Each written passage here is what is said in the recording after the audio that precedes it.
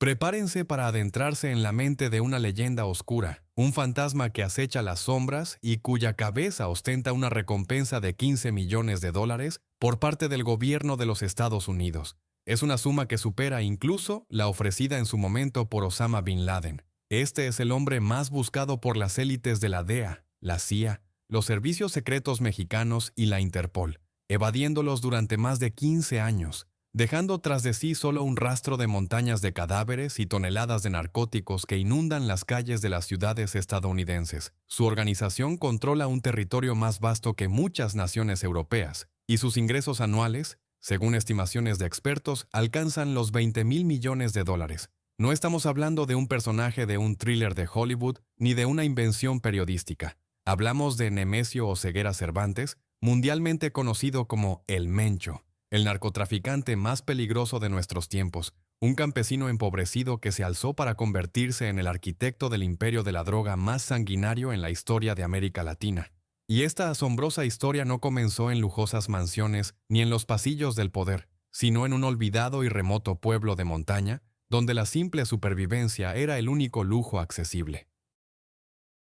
El 17 de julio de 1966, en la minúscula localidad de Aguililla, escondida entre las imponentes montañas del estado de Michoacán, en el suroeste de México nació un niño en el seno de la humilde familia campesina de Jesús y María Oseguera.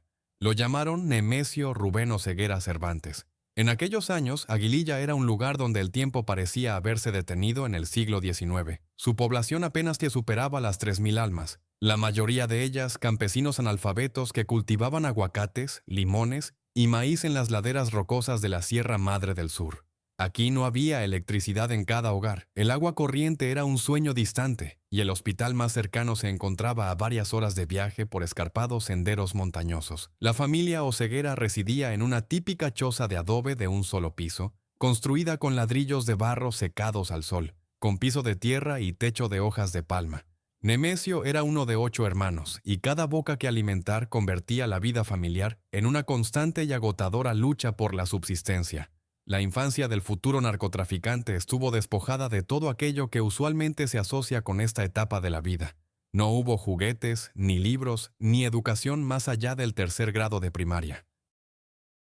Ya a la temprana edad de 7 u 8 años, Nemesio trabajaba codo a codo con su padre y sus hermanos en las plantaciones de aguacate, propiedad de terratenientes más acaudalados de la región. La jornada laboral se extendía desde el amanecer hasta el anochecer, y la paga era miserable. Apenas unos pocos pesos por 12 horas de trabajo extenuante bajo el abrasador sol mexicano. En aquellos años, el aguacate aún no había adquirido el estatus de oro verde, como se le conoce hoy.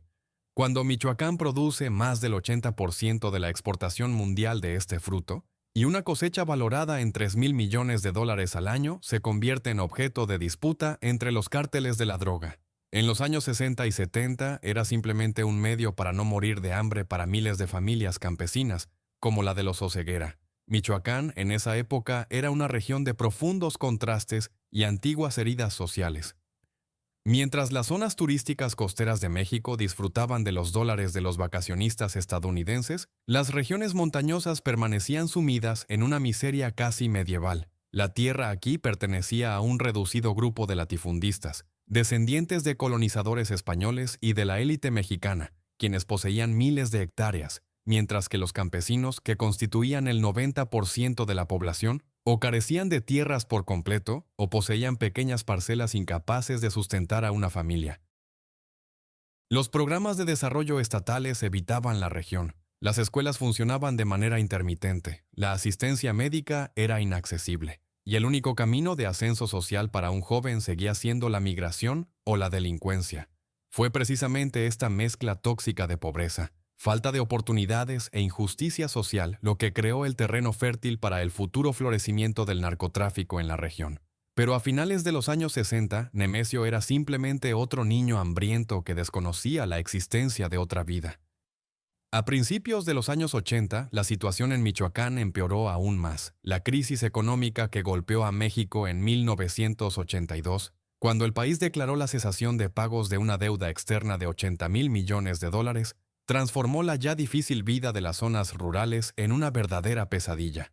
La inflación alcanzó el 100% anual, El peso se devaluaba a pasos agigantados y el trabajo se volvía cada vez más escaso.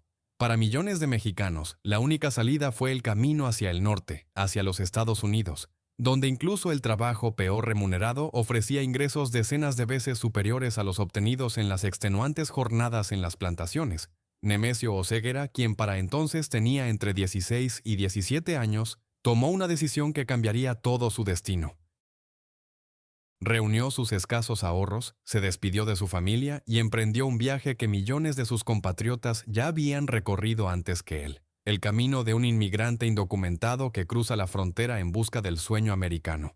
La fecha exacta de su primer cruce fronterizo se desconoce, pero según datos indirectos ocurrió entre 1983 y 1985. Nemesio, al igual que miles de otros mojados, como se les llamaba a los indocumentados por la espalda mojada tras cruzar el río Bravo, recurrió a los servicios de un coyote, un guía que, por unos cientos de dólares, ayudaba a cruzar la frontera y a evadir a las patrullas de la Guardia Fronteriza.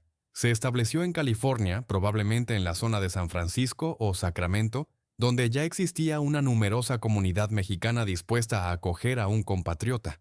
Durante sus primeros años en los Estados Unidos, Nemesio trabajó donde lo aceptaban sin documentos y sin hacer demasiadas preguntas, en la construcción, en las cocinas de restaurantes, en trabajos agrícolas. Era un trabajo duro y mal remunerado, pero incluso $7 u $8 por hora parecían una fortuna en comparación con los pocos pesos que podía ganar en Michoacán. Pero el sueño americano se convirtió en pesadilla el 28 de diciembre de 1992, cuando la policía de San Francisco arrestó a Nemesio Oseguera Cervantes, de 26 años, bajo cargos de tráfico de heroína.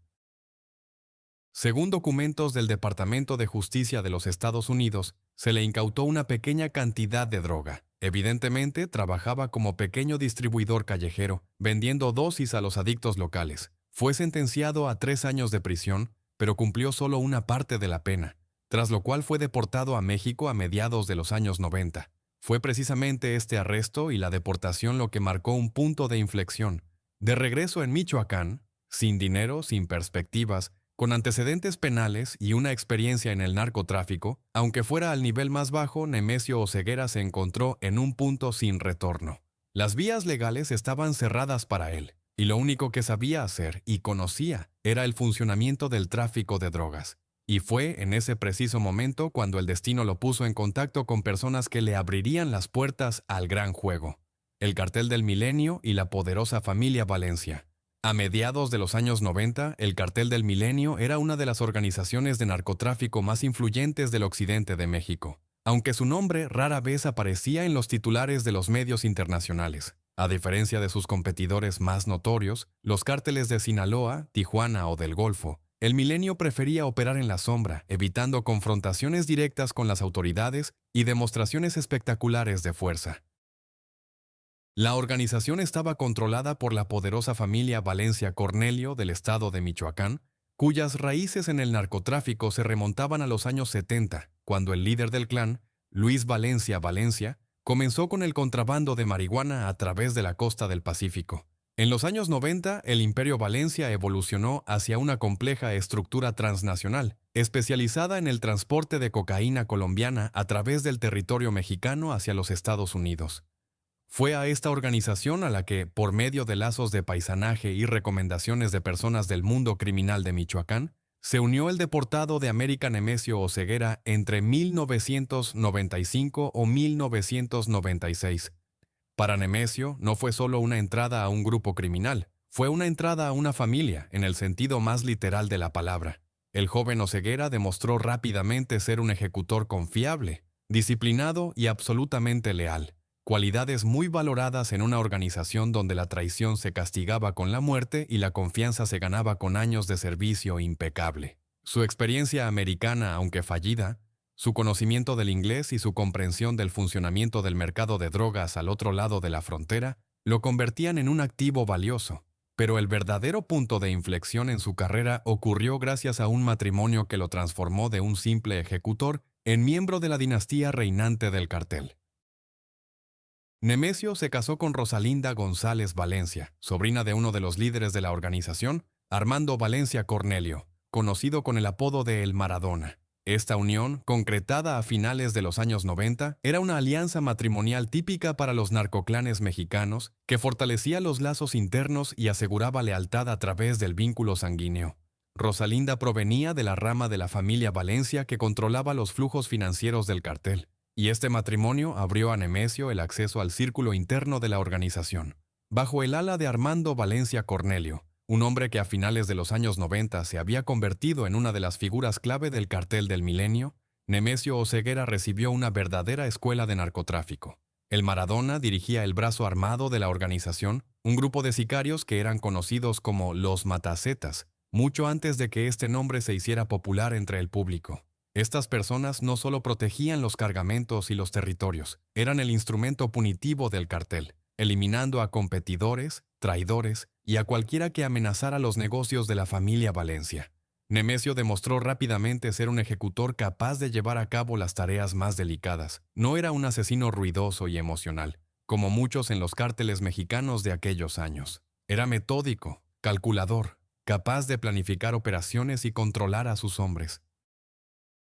Fueron precisamente estas cualidades las que le permitieron, a principios de los 2000, ascender a la posición de uno de los comandantes regionales del cartel en el estado de Jalisco, donde el milenio controlaba la estratégicamente importante megalópolis de Guadalajara y las zonas costeras a través de las cuales fluían los cargamentos de droga. La estructura del cartel del milenio en aquellos años era federal. A diferencia de organizaciones piramidales como el cartel de Tijuana, donde el poder estaba concentrado en manos de una sola familia, la de los Arellano Félix, el milenio era una alianza de varios clanes y grupos regionales, unidos por intereses comunes y lazos con grandes proveedores. La familia Valencia ocupaba posiciones de liderazgo, pero trabajaba en estrecha colaboración con otros clanes de Michoacán y, lo que es más importante, mantenía una asociación estratégica con el cartel de Sinaloa, que en aquellos años, bajo el liderazgo de Joaquín El Chapo Guzmán e Ismael El Mayo Zambada, se estaba transformando rápidamente en la fuerza dominante del narcotráfico mexicano.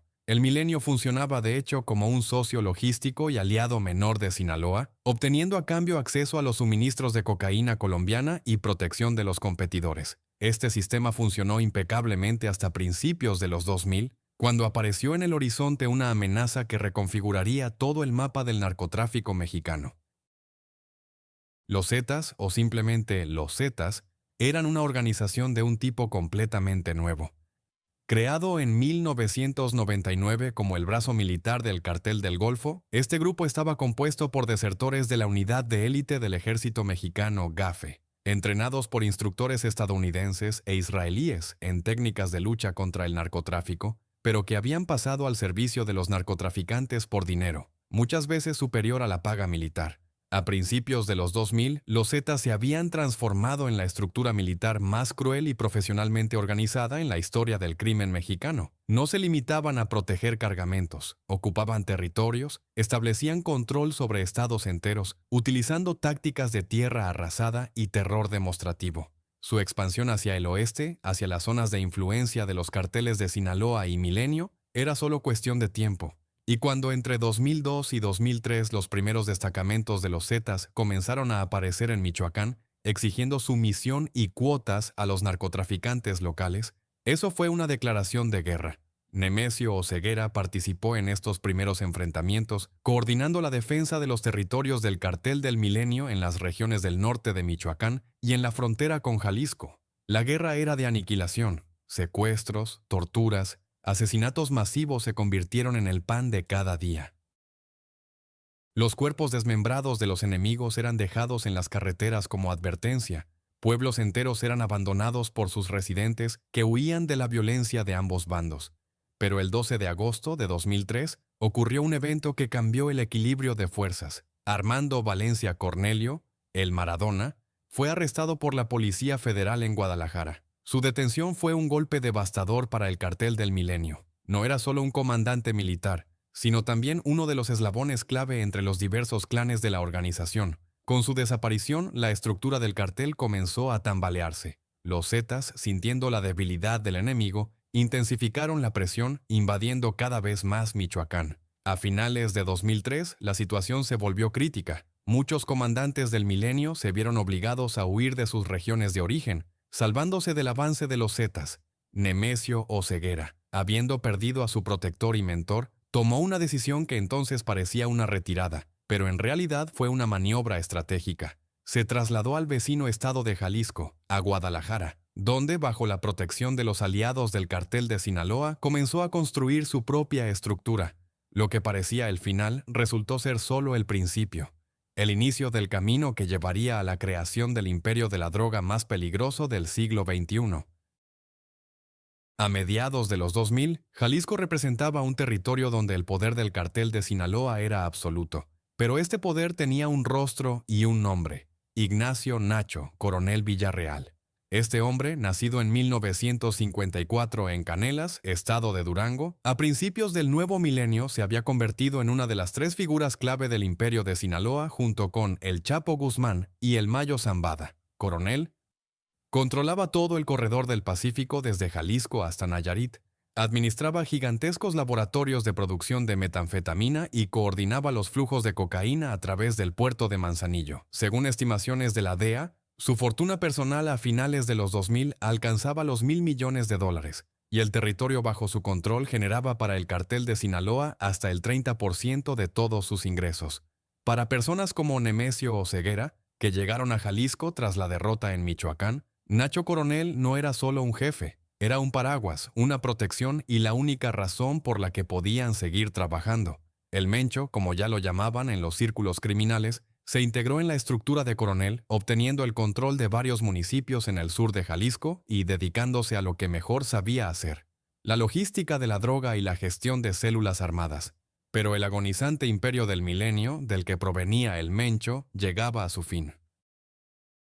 El 28 de octubre de 2009, en un exclusivo barrio de Guadalajara, fue arrestado Óscar Orlando Nava Valencia, conocido como El Lobo, uno de los últimos líderes activos del cartel del milenio y sobrino del fundador del clan, Luis Valencia. Su captura por agentes federales marcó el fin simbólico de una era. La organización, que durante 2 décadas había controlado el occidente de México, se desintegró en decenas de pequeños grupos, cada uno de los cuales intentaba sobrevivir en las nuevas realidades. Parte de la gente pasó bajo el ala del cartel de Sinaloa, otros intentaron crear estructuras independientes y otros más fueron aniquilados por los competidores. El Mencho estuvo entre quienes se sometieron formalmente a Nacho Coronel, pero que mantuvieron su propio equipo, un grupo de personas de confianza, muchos de los cuales eran sus paisanos de Michoacán o parientes a través de la ramificada red de la familia Valencia. Este equipo se convertiría en el núcleo del futuro Zetas, pero por ahora eran solo una célula más en la enorme maquinaria del cartel de Sinaloa. El 29 de julio de 2010, a las 11 de la mañana, en un barrio residencial de Zapopan, un suburbio de Guadalajara, estalló un tiroteo que cambió toda la configuración de poder en el occidente de México. Ignacio Coronel Villarreal fue abatido durante una redada llevada a cabo por una unidad del ejército mexicano. La versión oficial sostenía que el narcotraficante de 56 años había abierto fuego contra los militares y fue ultimado en un intercambio de disparos de respuesta. Sin embargo, muchos detalles de esta operación aún plantean interrogantes entre los expertos. Coronel se encontraba en una casa de seguridad, rodeado de guardias, y su ubicación era conocida por un círculo reducido de personas. La aparición demasiado rápida de los militares, la ausencia de intentos de tomarlo vivo, la inmediata remoción del cuerpo.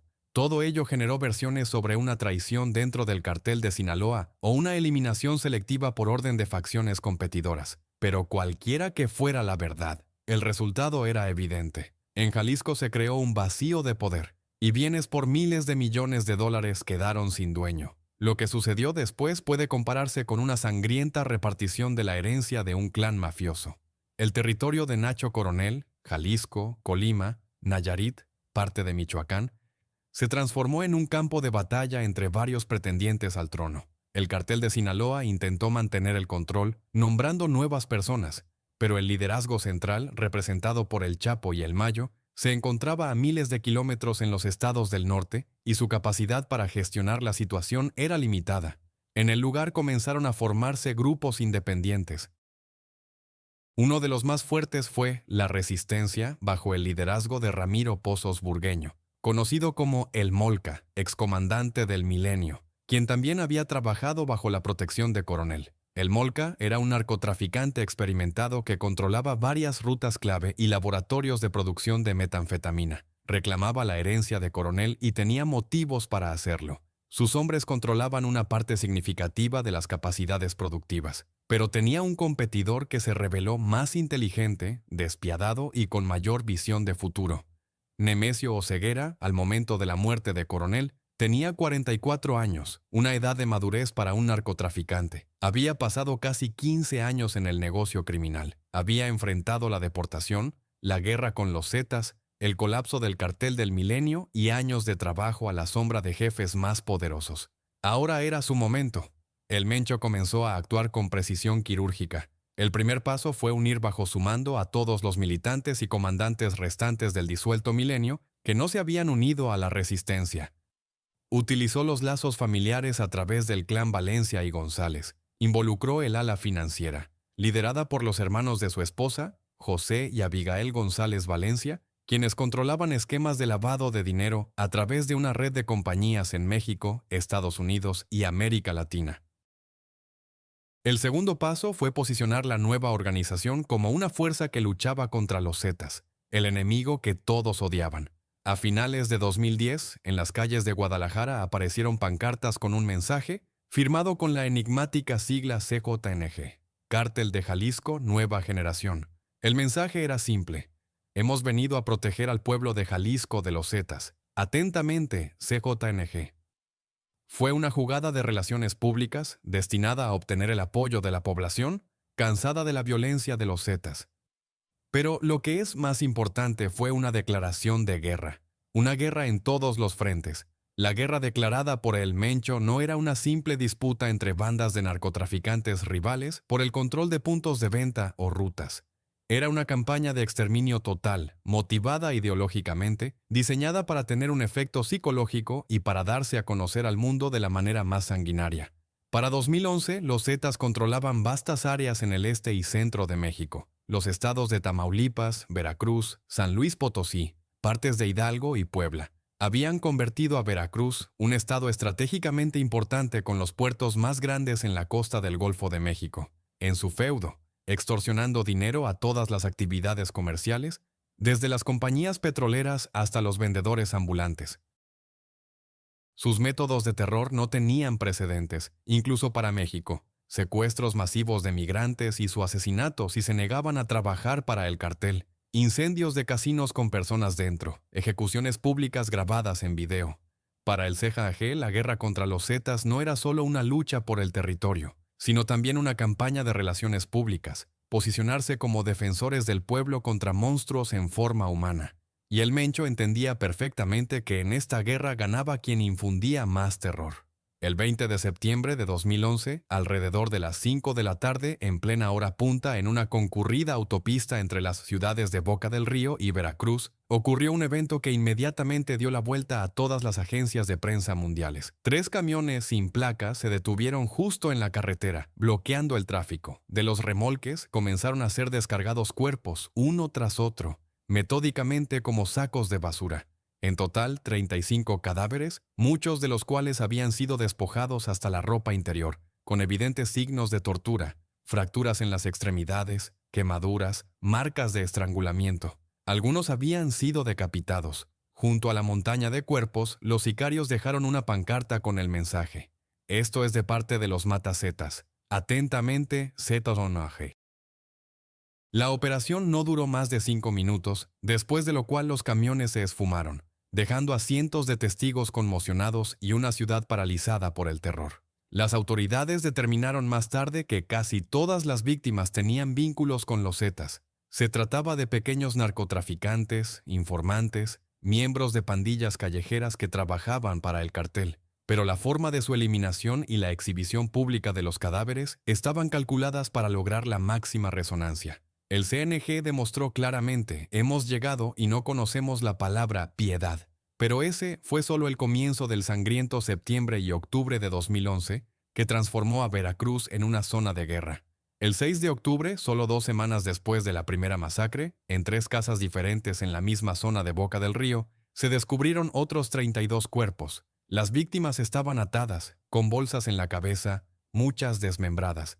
El día siguiente, el 7 de octubre, marcó un récord absoluto de violencia. Solo en 24 horas, en diversas áreas del estado de Veracruz, se registraron 67 asesinatos relacionados con el conflicto entre el CJNG y los Zetas. Los cuerpos eran encontrados en automóviles, en zanjas, en terrenos baldíos, en casas incendiadas. Los medios locales dejaron de publicar la nota roja. Los periodistas recibían amenazas de ambos lados del conflicto.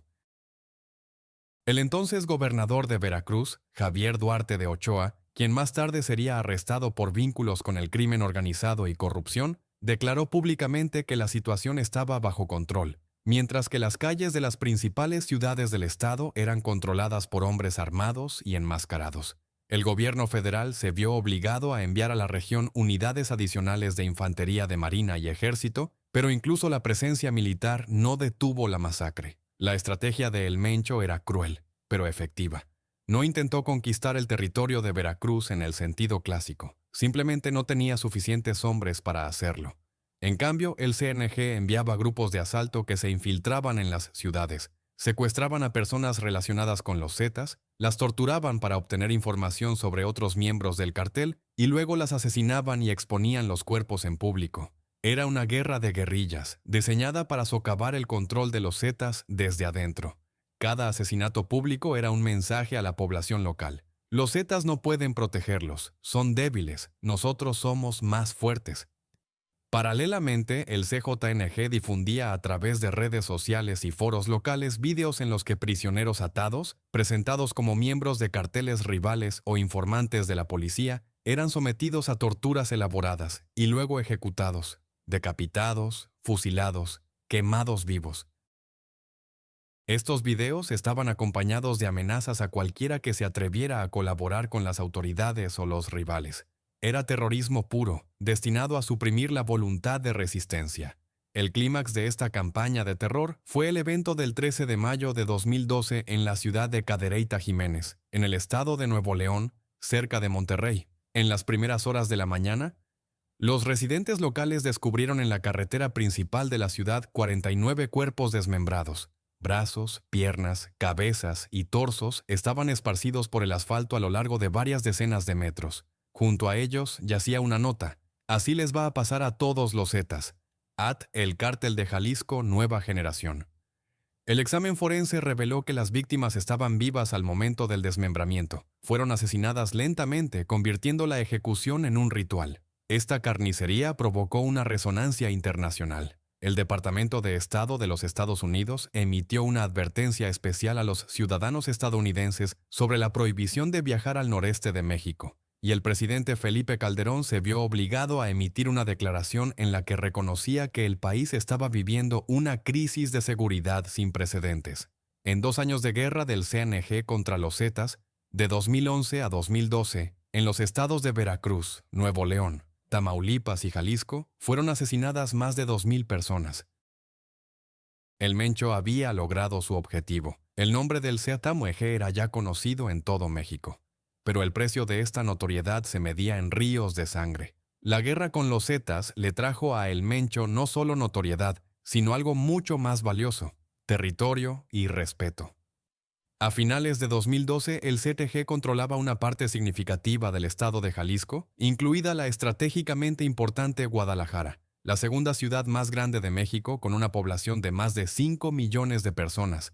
Pero para un hombre con las ambiciones de El Mencho, esto no era suficiente. Mientras los competidores lamían sus heridas después de los sangrientos enfrentamientos, él expandía metódicamente las zonas de influencia, transformando al CJNG de un grupo regional en una multinacional de la muerte. Para 2013, el cartel había establecido control total o parcial sobre los estados de Colima, Nayarit, Guanajuato, parte de Michoacán, y había comenzado la expansión hacia Tijuana, tradicionalmente considerada territorio del cartel Arellano Félix. Pero el objetivo principal seguía siendo Michoacán, el estado natal de El Mencho, un estado riquísimo, donde se producía hasta el 70% de los aguacates mexicanos y donde el control de la tierra significaba el control de miles de millones de flujos de la economía legal e ilegal. Michoacán, a principios de la década de 2010, estaba bajo el dominio de una de las organizaciones narcotraficantes más crueles en la historia de México, los Caballeros Templarios, surgidos de los fragmentos del cartel La Familia Michoacana. Liderados por el carismático y psicopático Servando Gómez Martínez, apodado La Tuta, los templarios controlaban no solo el tráfico de drogas, sino literalmente todos los aspectos de la economía del Estado. Cobraban cuotas a los productores de aguacate, limones, propietarios de minas, controlaban puertos e incluso escuelas. Su simbología de orden caballeresco y la retórica pseudo-religiosa sobre la protección de los pobres creaban un contraste surrealista con la realidad de asesinatos masivos, violaciones y extorsiones. Para el Mencho, la invasión de Michoacán no era solo una decisión comercial, era un regreso a casa, pero no ya como un campesino pobre, sino como un conquistador. De 2012 a 2014, el CKNG libró una desgastante guerra de desgaste contra los templarios, apoyando al mismo tiempo a los grupos de autodefensa surgidos en el Estado. Los autodefensas, grupos armados de campesinos rebelados contra la opresión del narcotráfico. Este apoyo fue una cínica jugada táctica. Mientras las autodefensas y el ejército aniquilaban a los templarios, el CNE ocupaba silenciosamente los territorios liberados. A finales de 2014, los caballeros templarios estaban prácticamente derrotados, y el CJNG se convirtió en una de las fuerzas dominantes en el occidente de Michoacán. Pero la expansión territorial era solo la parte visible de la estrategia de El Mencho. La verdadera revolución se estaba produciendo en el sector productivo. El CNG se convirtió en el mayor productor de metanfetamina en México, superando incluso al cartel de Sinaloa. En las montañas de Jalisco y Michoacán operaban decenas de laboratorios clandestinos que producían cientos de kilogramos de cristal cada día. Los precursores químicos, pseudoefedrina, efedrina, fenilacetona, se compraban en contenedores a China a través de empresas ficticias y se entregaban a través del puerto de Manzanillo, donde los funcionarios de aduanas recibían generosos sobornos para no inspeccionar la carga. El costo de producción de 1 kilogramo de metanfetamina era de aproximadamente $500, mientras que se vendía en el mercado estadounidense por $20 a $30,000 al por mayor y hasta $100,000 al por menor. La rentabilidad alcanzaba un fantástico 6,000%. Según estimaciones de la DEA, para 2014 el CNG controlaba hasta el 40% de toda la metanfetamina que llegaba al mercado estadounidense, lo que generaba para el cartel aproximadamente 3 a 5 mil millones de dólares en ingresos anuales solo por esta rama del negocio. Un papel clave en la transformación del CJNG en un imperio financiero lo jugó la estructura conocida como los Queenies. Así se llamaba el ala financiera del cartel, gestionada por los hermanos de Rosalinda González Valencia, la esposa de El Mencho. Abigail González Valencia y su hermano José eran genios de los esquemas financieros. Crearon una compleja red de más de 200 empresas ficticias en México, Estados Unidos, Panamá, Costa Rica, Colombia, Guatemala e incluso Europa. El dinero se lavaba a través del comercio inmobiliario, el tequila, los caballos de carrera, el sector de la restauración y falsas exportaciones-importaciones. Solo a Abigail, según datos del Departamento del Tesoro de los Estados Unidos, le pertenecía una fortuna personal de más de $1,000 millones. Pero el 28 de febrero de 2015, Abigail González Valencia fue arrestado en Puerto Vallarta y antes de eso, en 2014, fueron detenidos otros hermanos González Valencia. Estos arrestos fueron un duro golpe a la infraestructura financiera del cartel, pero el Mencho permaneció en libertad y la recompensa por información sobre su paradero, establecida por la DEA, alcanzó los $5 millones. El fantasma se estaba volviendo cada vez más peligroso y sus cazadores cada vez más desesperados.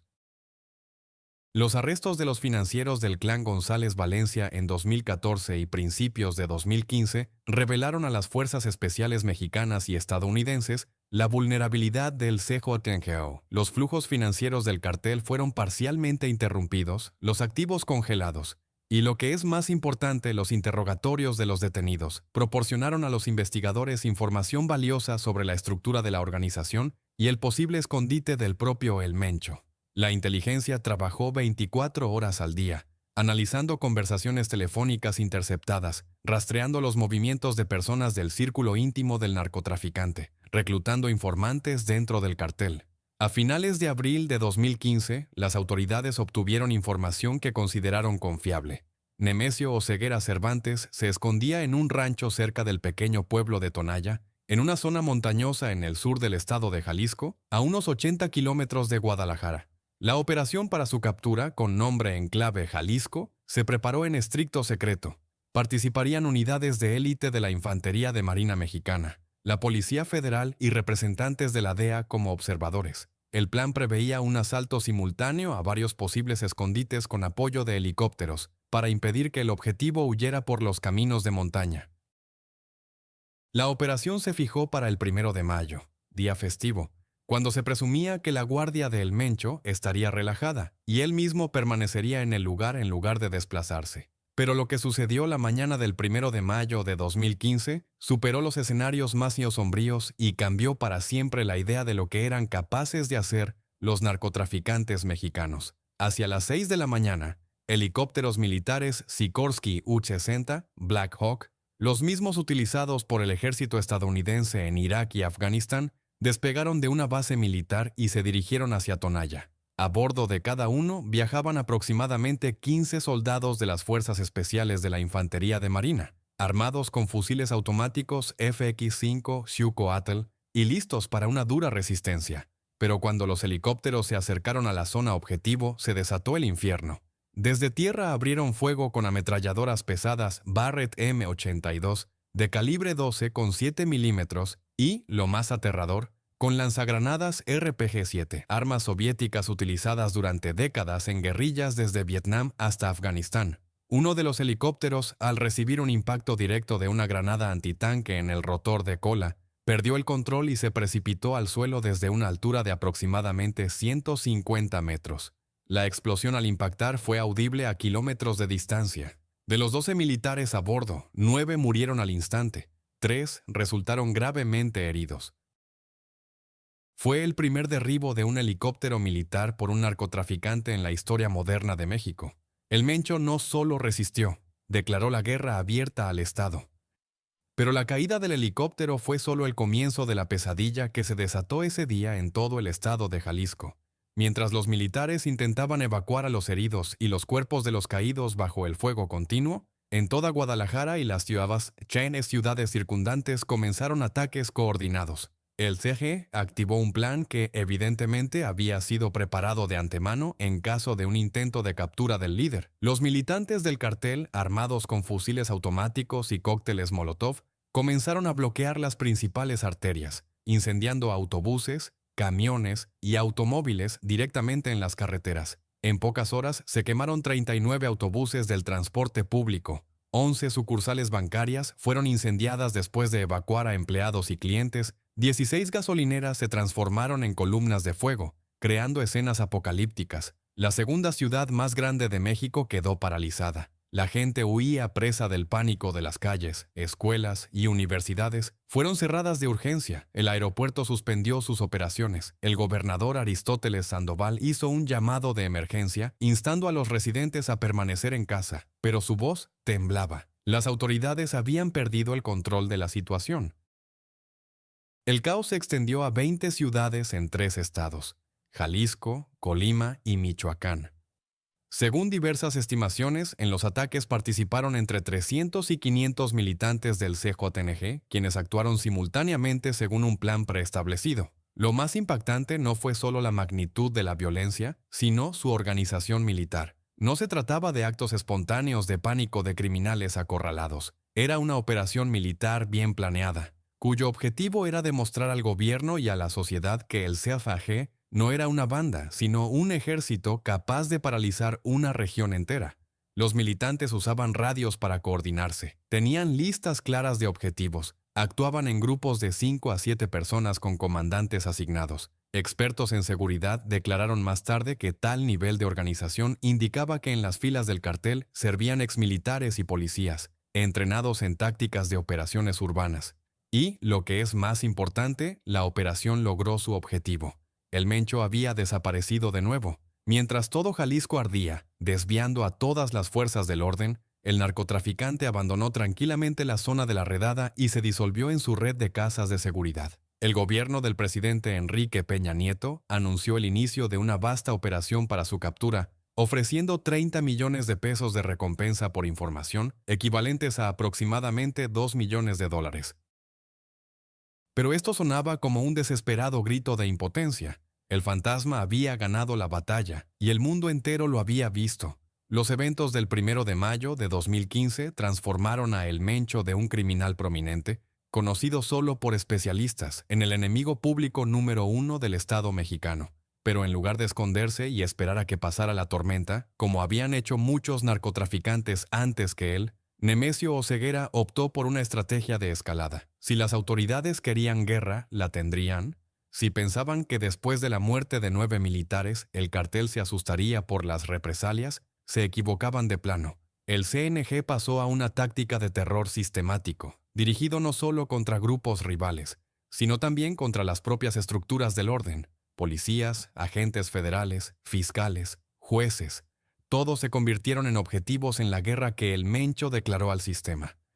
Ya el 19 de marzo de 2015, un mes y medio antes del ataque al helicóptero, ocurrió un incidente que mostró el nuevo nivel de crueldad del cartel. En la autopista entre Guadalajara y Puerto Vallarta, una emboscada tendida a un convoy de la Policía Estatal de Jalisco resultó en la muerte de 15 oficiales en un ataque coordinado con lanzagranadas y ametralladoras pesadas. Sus cuerpos fueron encontrados en los vehículos calcinados, algunos fueron rematados con disparos en la cabeza, incluso después de dejar de resistir.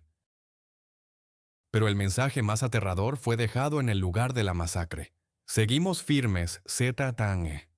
Era una declaración de intenciones. Después de mayo de 2015, la cacería de las fuerzas del orden se convirtió en un sistema. En el periodo de 2015 a 2018, en el estado de Jalisco fueron asesinados más de 150 policías, la mayoría en ataques selectivos. Los militantes del CONG rastreaban a los oficiales cerca de sus casas, los mataban directamente en la calle frente a sus hijos y esposas, atacaban los vehículos patrulla desde automóviles en movimiento. En agosto de 2015, en un suburbio de Guadalajara, fue secuestrado y luego encontrado muerto el fiscal federal Roberto Alcaraz, quien investigaba los esquemas financieros del cartel.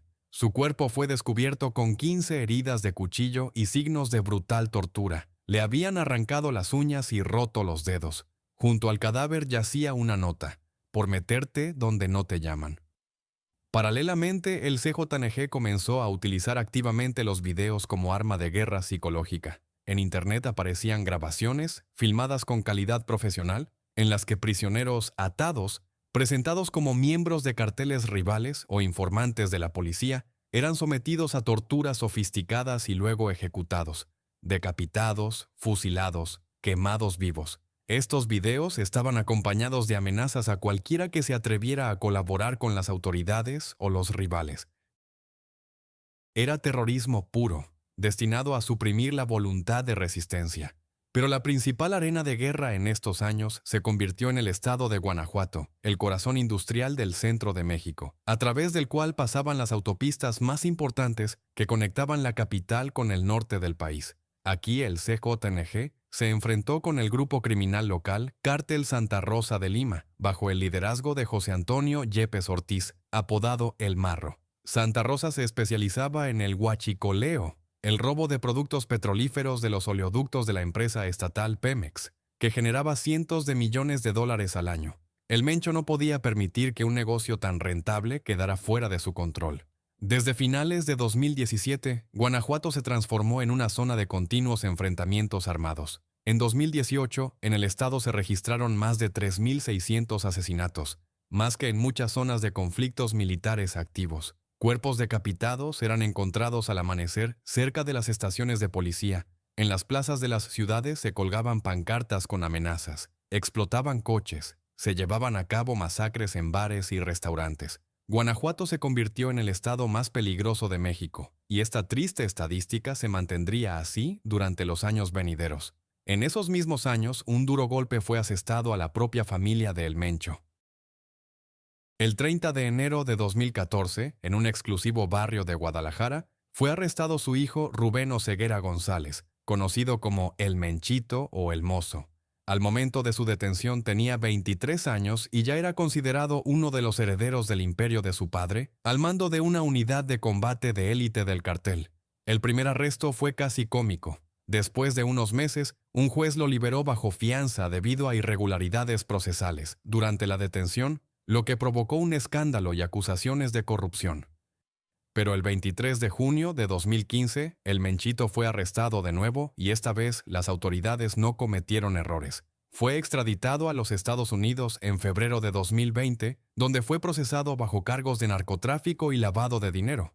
Para el Mencho fue una tragedia personal, pero no lo hizo retroceder. Al contrario, la violencia se intensificó, como si el narcotraficante se vengara del Estado por cada día que su hijo pasaba en la celda. Mientras los servicios especiales mexicanos celebraban el arresto del Menchito y la extradición de los principales financieros del clan González Valencia, el Mencho mismo estaba operando una transformación que convertiría al CJNG de un cartel mexicano en un imperio global de la droga, cuyos tentáculos se extenderían desde las selvas de Colombia hasta los puertos de Róterdam y desde los barrios marginales de Guatemala hasta los almacenes de Tokio. El 2017 marcó un punto de inflexión en la estrategia de la organización. Si antes el CJNG se concentraba en la conquista de territorios dentro de México y en la lucha contra rivales, ahora la prioridad era la construcción de cadenas logísticas internacionales, independientes de socios tradicionales como los proveedores colombianos o los transportistas mexicanos. El Mencho entendía una simple verdad que muchos de sus predecesores ignoraban: el verdadero poder no pertenece a quien controla las calles, sino a quien controla las rutas desde el productor hasta el consumidor final, y comenzó a construir estas rutas con una velocidad y alcance sin precedentes. La expansión comenzó hacia el sur. En Guatemala, un país con una población de 18 millones de personas y un control estatal prácticamente inexistente sobre vastas áreas rurales, el CJNG estableció una presencia ya para 2016. Las pandillas locales como Mara Salvatrucha y Barrio 18, tradicionalmente al servicio del cartel de Sinaloa, se vieron ante una elección: o la sumisión bajo el control del CJNG o la aniquilación. Muchos eligieron la primera opción. Los puertos guatemaltecos en la costa del Pacífico, Quetzal y San José, se convirtieron en puntos de tránsito para la cocaína proveniente de Colombia por mar hacia el norte. Costa Rica, conocida por sus playas y ecoturismo, se transformó en un cuartel general para las operaciones financieras del cartel. Aquí, en la capital San José, a través de una red de empresas ficticias se lavaban cientos de millones de dólares, invertidos en bienes raíces, restaurantes y hoteles.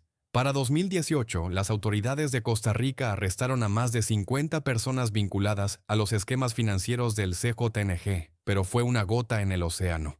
En Colombia, de donde provenía la mayor parte de la cocaína, el Mencho estableció contactos directos con los productores, saltándose a los intermediarios tradicionales. En lugar de comprar el producto terminado a los carteles colombianos, el CJNG comenzó a financiar el cultivo de coca y la producción directamente en las selvas de los departamentos de Chocó, Nariño y Cauca, transformándose de hecho en un socio de los grupos locales. Esto permitió reducir los costos y aumentar el margen de ganancia varias veces. Pero el verdadero punto de inflexión fue la entrada al mercado europeo. Aquí un papel clave jugaron los lazos con la mafia albanesa, una de las estructuras criminales más poderosas de Europa, que controla gran parte del tráfico de drogas en el continente. A través de los clanes albaneses, con base en Tirana pero con células en toda Europa desde Londres hasta Milán, la cocaína del CJNG comenzó a llegar a los puertos de Róterdam y Amberes, escondida en contenedores de fruta, café y madera. El mercado europeo era increíblemente lucrativo. Un kilogramo de cocaína, que en los Estados Unidos se vendía al por mayor por 25 a 30 mil dólares, en Europa costaba 50 a 60 mil. Según estimaciones de Europol, para 2019 el CJNG controlaba hasta el 20% de toda la cocaína que llegaba a la Unión Europea, lo que ascendía a decenas de toneladas al año. Las operaciones se llevaban a cabo con precisión milimétrica. La droga se empaquetaba al vacío. Se trataba con productos químicos para engañar a los perros detectores de drogas. Se escondía en dobles fondos de contenedores. E incluso cuando el cargamento era interceptado, y esto sucedía regularmente, las pérdidas se compensaban con las enormes ganancias de las entregas exitosas. La dirección asiática se desarrolló paralelamente. A través del Océano Pacífico, utilizando barcos pesqueros y portacontenedores, metanfetamina y cocaína eran entregadas en Japón, Corea del Sur y Australia. Particularmente lucrativo era el mercado australiano, donde el precio callejero de la metanfetamina alcanzaba cifras astronómicas, hasta $500,000 por kilogramo al por menor. La policía australiana en 2019 interceptó varias grandes partidas vinculadas al CJNG, pero esto no detuvo el flujo. Pero la principal innovación fue la producción de fentanilo, un opioide sintético 50 veces más potente que la heroína y 100 veces más potente que la morfina. Para 2017, el CJNG inició la producción industrial de fentanilo en laboratorios clandestinos, comprando los precursores en China a través de empresas químicas ficticias. El fentanilo era el producto ideal para los carteles, económico de producir, compacto para el transporte, increíblemente rentable. 2 kilogramos de fentanilo podían transportarse en un bolso normal, y esta cantidad generaba millones de dólares en el mercado estadounidense. Pero el precio era monstruoso. La epidemia de sobredosis de fentanilo en los Estados Unidos cobró decenas de miles de vidas, transformando la crisis de las drogas en una tragedia nacional. El 1 de abril de 2018, el Departamento de Estado de los Estados Unidos anunció el aumento de la recompensa por información que condujera al arresto de Nemesio Oseguera Cervantes a $10 millones, una suma sin precedentes, que lo equiparaba a líderes de organizaciones terroristas como el ISIS. Pero el Mencho siguió siendo un fantasma. Y en marzo de 2020, la DEA y sus agencias asociadas llevaron a cabo una operación a gran escala, con nombre en clave Proyecto Pitón, a raíz de la cual en todo el territorio de los Estados Unidos fueron arrestadas más de 600 personas vinculadas al CJNG y se incautaron narcóticos por un valor de más de $100 millones. Pero el arquitecto del imperio siguió siendo inalcanzable, continuando a gestionar su red global desde escondites en algún lugar de las montañas de Jalisco. El 2020 comenzó para México no solo con la pandemia de COVID-19, que paralizó la economía y cobró cientos de miles de vidas, sino también con una escalada del conflicto de drogas que transformó regiones enteras del país en zonas de guerra.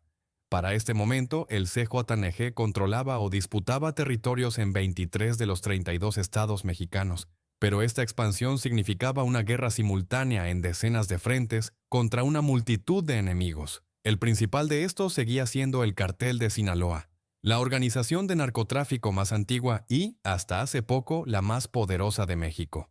Después del arresto de El Chapo Guzmán en 2016 y su extradición a los Estados Unidos en 2017, el cartel fue liderado por Ismael El Mayo Zambada y los hijos de El Chapo, conocidos como los Chapitos.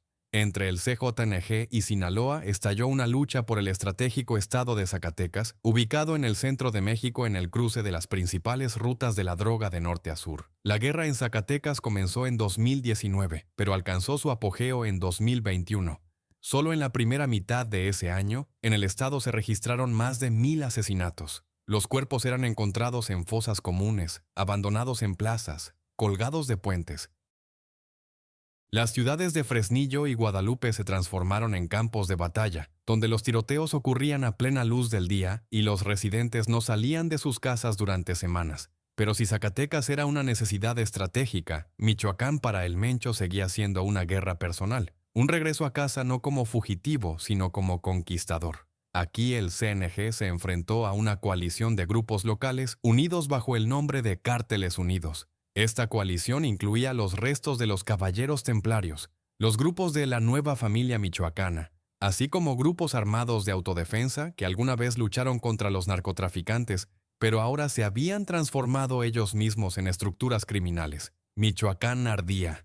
El 22 de mayo de 2020, en el municipio de Aguililla, precisamente la ciudad donde nació Nemesio Oseguera, ocurrió un tiroteo masivo entre militantes del CJNG y de los Cárteles Unidos, a consecuencia del cual murieron 26 personas. Las calles estaban cubiertas de casquillos de armas automáticas, 11 vehículos incendiados, el hospital local desbordado de heridos. Era una guerra por un símbolo, por el derecho a decir quién controlaba la tierra donde había crecido el narcotraficante más peligroso de la era moderna. Guanajuato siguió siendo la región más sangrienta de México. La guerra con el cártel Santa Rosa de Lima alcanzó una ferocidad inaudita.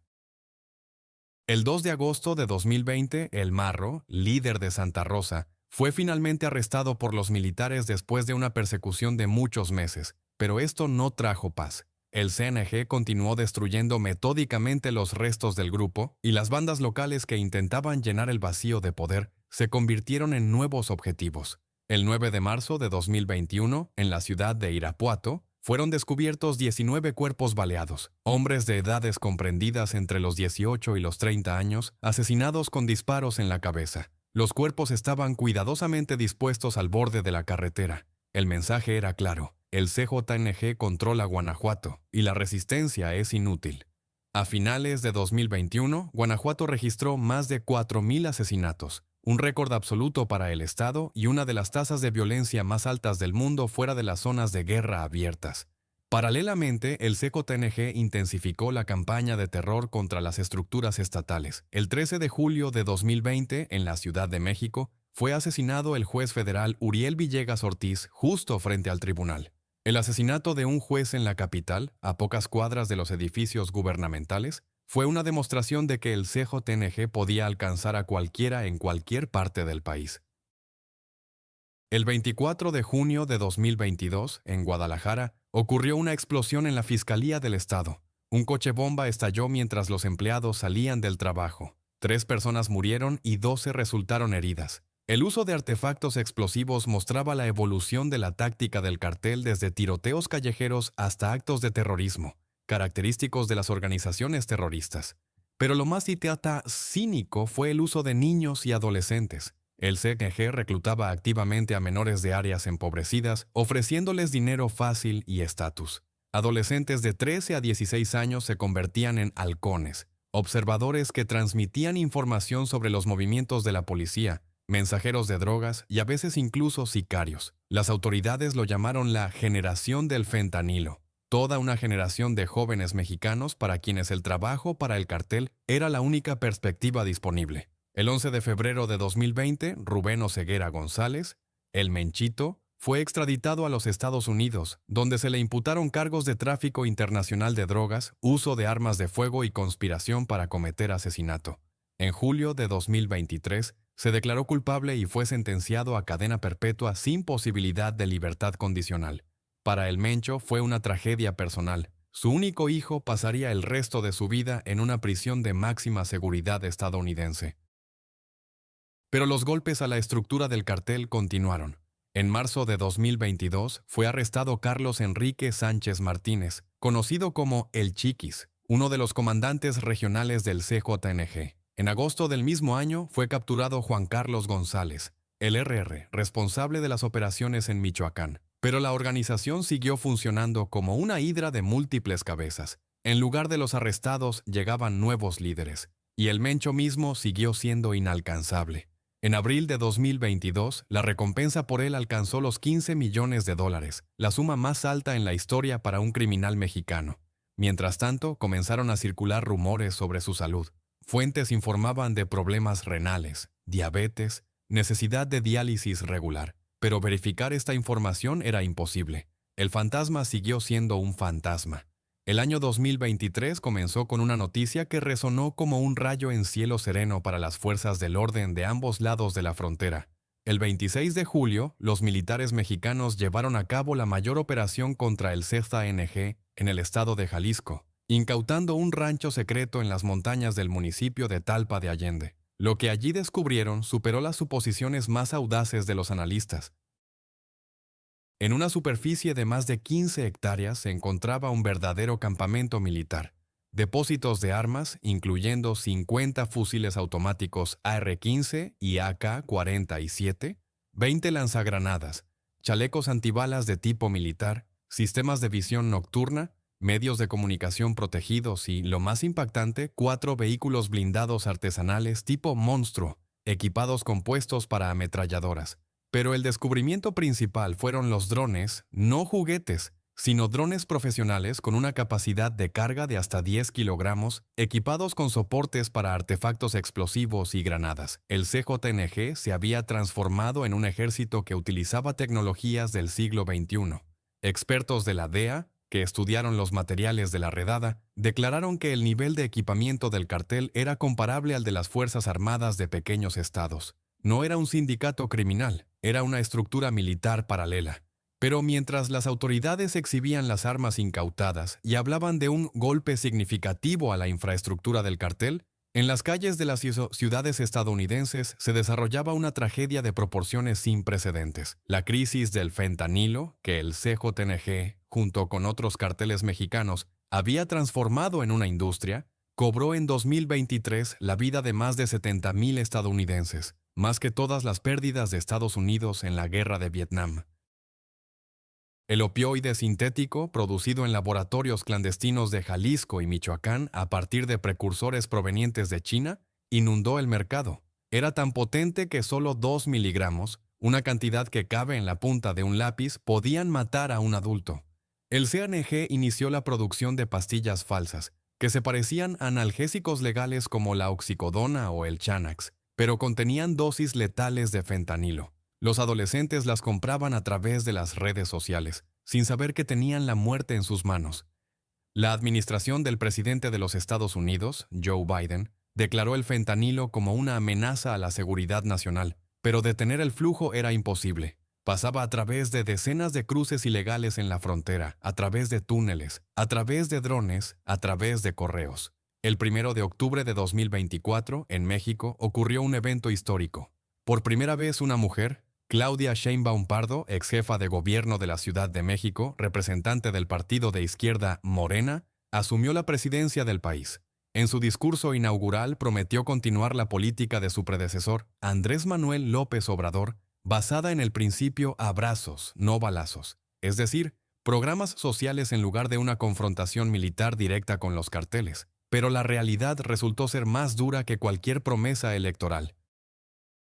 Ya en noviembre de 2024, el estado de Sinaloa se sumergió en el caos debido a una guerra interna entre las facciones del cartel de Sinaloa después del arresto de Ismael El Mayo Zambada en los Estados Unidos, y el CNG intentó inmediatamente aprovechar la debilidad del rival invadiendo sus territorios.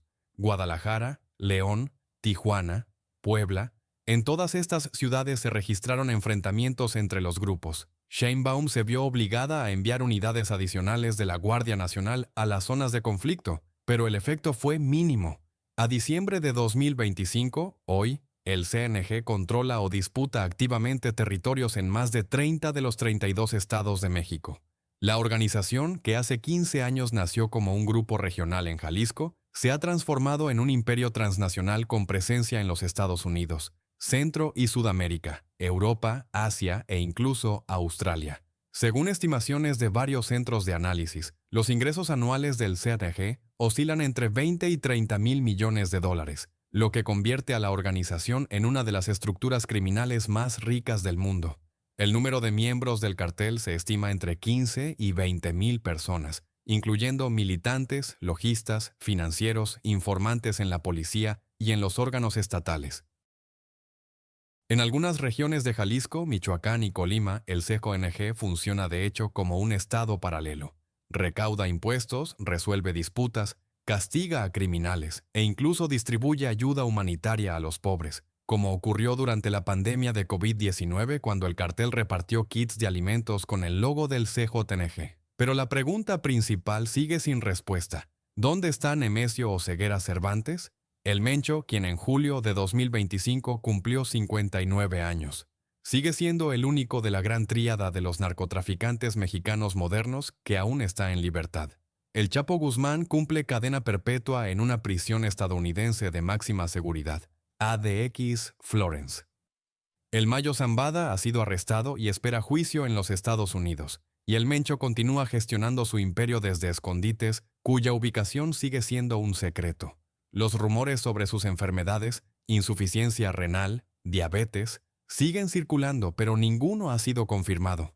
Algunos analistas especulan que el cartel está preparando un sucesor, quizás uno de sus sobrinos o comandantes de confianza como José González Valencia. Otros creen que el Mencho podría haber muerto ya, y la organización mantiene el mito de su existencia para conservar el control. Pero la mayoría de los expertos están convencidos, el fantasma está vivo y luchará hasta el final. La historia ha demostrado una cosa. Nemesio o Ceguera Cervantes ha recorrido el camino desde un migrante pobre hasta el arquitecto de una de las organizaciones criminales más poderosas del mundo. Y este camino ha sido pavimentado por miles de cuerpos, ríos de sangre y un océano de drogas que continúan envenenando millones de vidas en todo el planeta.